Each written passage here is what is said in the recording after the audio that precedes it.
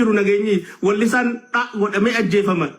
namni dha godhamee ajjeefama yaa nuti hin deddeemnuuf nagaan bakka teenyu teenyaaf dhokannee tattaa'u jirraaf sanjalaa'u baafachuu jirra nutu silaa deddeemne halkan horii dura gallalaa gadi mamaaneeti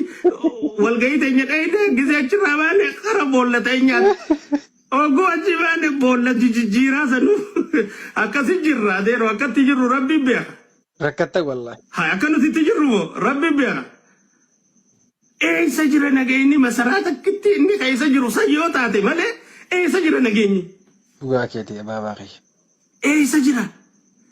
Ekonomiin eessa jirti ummanni bitaabboo qarshii kudhanii bitachuu dadhabee biddeena qarshii 20 bitachuu dadhabee namni ifaan hin jiru shaamaa bitachuu dadhabee namni timaatiin qaalee paastaan qaalee zeetaan gaafatina ummanni fitina jira ummanni jireenyaaf qaaleensa jireenyaati mindaan ga'u namaaf namni mana kireeffate faan jiruun itti hadhooyte iffanni sufadha irra guddaan namaati akkamiin ikoonomiin teenya gaariirra jirti nuti afrikaa irraa afreeffaa dhagee namni ifdhaada sobaan nama dabbara hai